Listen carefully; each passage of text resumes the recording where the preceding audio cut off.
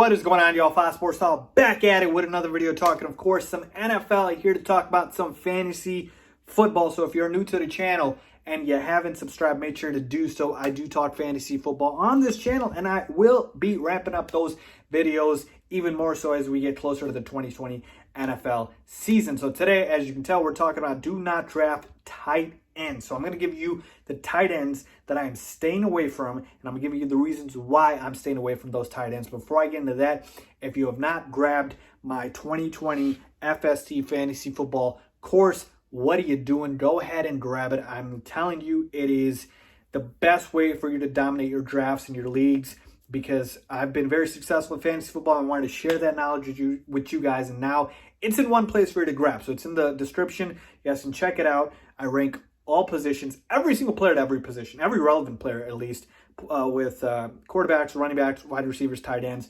I even give you a cheat sheet where you can have it at your draft. I talk about the players I dislike. I talk about everything. Everything's in that guide. So go ahead and grab it. I'm telling you, you won't regret it. So with that being said, let's get started. So when we are talking about do not draft tight ends, and we're just talking about do not draft, again, disclaimer that I do before every video, this is based off of ADP. So when I say do not draft, where this player or these players are going right now in terms of their ADP average draft position, yeah, I'm not drafting them. But if they fall way below that, then yes, they're okay to draft. But again, I can't base it off of that, so I have to base it off of where they are going in terms of their average ADP. Okay, just keep that in mind, where they're going right now. Okay, that's what I'm basing this list off of. And I start with number 1, and we've got Austin Hooper. Okay, Austin Hooper is a guy last year that had a fantastic season. Let me give you his numbers last year, okay? 75 catches for 787 yards. I believe he had 6 TDs, okay? Those were his numbers last year.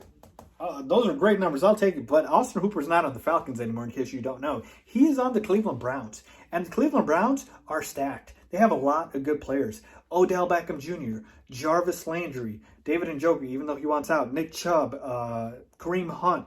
I mean, the list goes on and on for the players that are there in Cleveland. And so when we're talking about Austin Hooper, I just don't think there's enough there for Austin Hooper to be able to put up these same numbers. Because, again, there's a lot of mouths to feed. Odell Beckham Jr. and Jarvis Landry are both 1,000-yard receivers.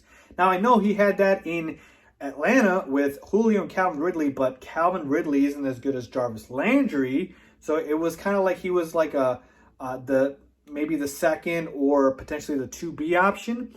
In Cleveland, we're talking about he's behind OBJ, behind Landry, behind the running backs, Nick Chubb and Kareem Hunt, and then it gets Austin Hooper. Now, again, new head coach Kevin Stefanski could use the tight end position more, but again, based off of ADP and where Austin Hooper's going, and the fact that they have another tight end on the roster, David Njoku, who, again, he's talented too. If they drafted a tight end, yeah, I'm out. There's just too many mouths to feed, and he's just not going to put up the numbers that he did last year. He is being overdrafted, and he's being overvalued. So Austin Hooper is a do not draft for me. Let's move on to my number 2 do not draft. And this one might surprise you guys. It is Zach Ertz. Yes, that's right, Zach Ertz, who is considered a top 3-4 tight end.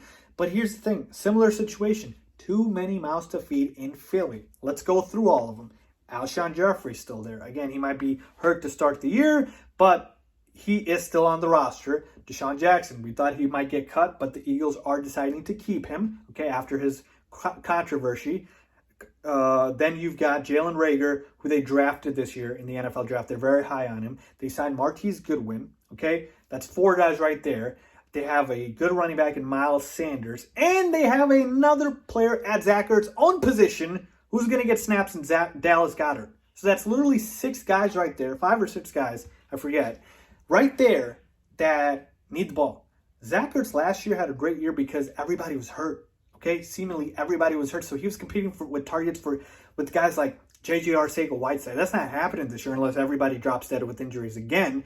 But again, a fully healthy Eagles team with a guy like Zach Ertz, who does tend to be a little injury prone, but also as a guy at his own position in Dallas Goedert who's going to steal away snaps, yeah, no thank you. I'd much rather go after a guy like a Mark Andrews, maybe even a Darren Waller instead of Zach Ertz. So, yeah, I'm staying away from Zach Ertz this year. I'm sorry. There's just too many mouths to feed in Philly as well. And finally, moving on to number 3, a little lesser on this list, but still a guy who's being drafted, is Gronk. Rob Gronkowski. Again, he's out of retirement with the Tampa Bay Buccaneers with his good old buddy Tom Brady. But here's the thing, folks. This is not 2012. You're not getting that Gronk. This is 2020.